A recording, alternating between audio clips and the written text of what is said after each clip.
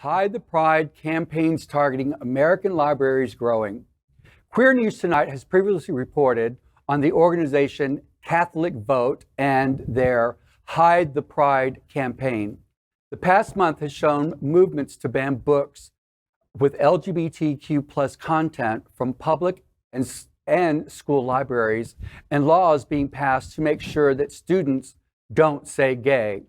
These efforts seem to embolden the attempts to censor LGBTQ plus books in more covert ways.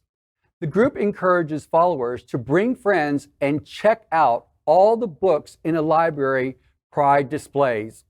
They hide them at their homes so they cannot be checked out by members of the public. This encouraged all books to be checked. They encourage all books to be checked out, but have a list of 16 books that push eroticism and glorify LGBTQ identities, undermine parental rights, and 100% contrary to the church's teaching of love and sexuality. One of these targeted books is Julian is a Mermaid, a book about a boy who dresses like a mermaid to be in the Coney Island Mermaid Parade. They was coming Where's for you. your Okay, mermaid? here we go. We don't have that And I look right now. Where's she cute in that mermaid. It was cute. No, Ariel that's has not nothing me. on But that's not me. But I could be a mermaid. But I can see you. all that aside, again, Okay, so if they're taking the books out of the library and they're putting them into their house, at least their kids have access to them. Oh, there if you they go. have the kids. But then it really is just that censorship piece.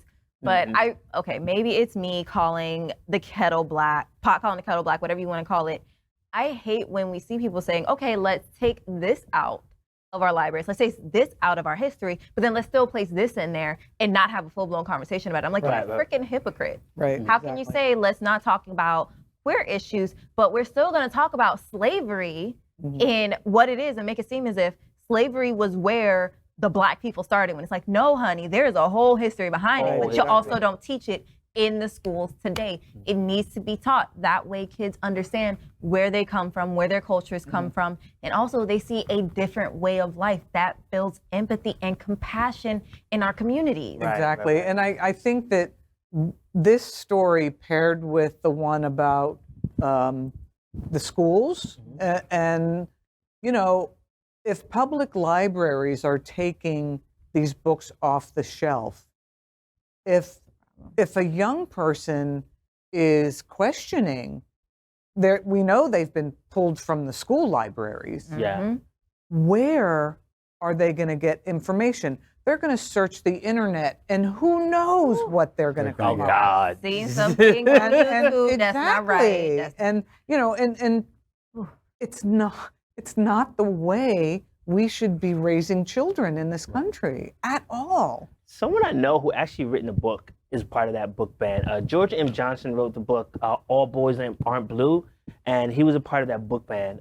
His book was taken off shelves because it included something, he experienced sexual assault, and he included that as part of his book, and they removed it, and they was thinking about even taking up criminal charges against him because of it. And I'm like, now we're going to criminally charge people for writing about their experiences in their books. And it's definitely a book that's geared to, young people who are just coming out. And my heart hurts for him because I'm like, Christopher, can you just tell us the title and his name again? Sorry, George M. Johnson. It's All Boys Aren't Blue. You hear that? All Boys get Aren't that book. Blue. Go buy Shout it. out to George. You It's can a find great, it on it's a Amazon. great book. I remember when he was actually writing that book way back in like 2015. He was starting it. And to see all the success that comes out from it is just amazing. I'm so proud of him. But to see the controversy that's coming out, because it's really innocent. It's a coming of age. It's about him. Because it has queer notes to it. But what I'm saying is it's ridiculous that our lives are so controversial. They are, because we're saying something that is not going with the whole heterosexual, heteronormative. But we exist by not talking about us. But we don't exist because it's all a disappear. choice. Remember, it is a choice to be gay, to be trans. It is all a choice. We're making choices in our lives here. It has nothing to do with how you feel and things like that, and attraction and romance. It has nothing to do with that. But even more to the point, I'm wondering, is it because I feel like it was mostly because the book that you said, All Boys Aren't Blue, has to do with LGBT identity, but not because of the history of this person. Yeah, it was because of the sexual assault part that it was talking about gay sex in the book. And it's like, literally, like, read the book. It's a really great book. It really talks about experiences that young people might be going through as a person who's just trying to find themselves. And it's like, don't you got more, isn't there more important things to do? Right. How is that sex and not assault? That's something we should have youth being able to tell describing what's an assault. happening. Would you call, oh, this woman's being raped? Oh, that's sex. Yeah, no. And But when Look, it comes to this- gay this- people. This is heterosexual sex happening. yeah, she said no. She told this person not to come into the room. I don't want to do it, but it's, oh, we're going to do it. Come on, just let it happen. Just let it happen. Keep coercing, and then finally, okay, I'm just going to let it happen. That is rape.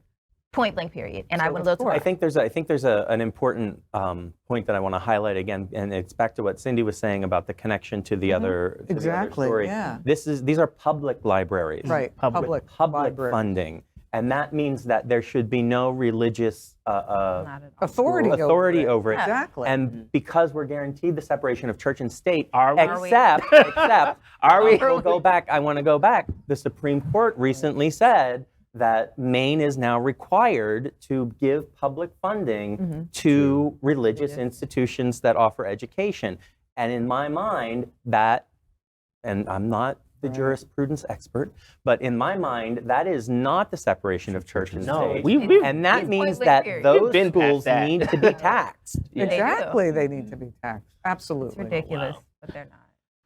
LGBTQ plus news is vital for our community and for the broader world as a whole. We have enough enemies at Fox News.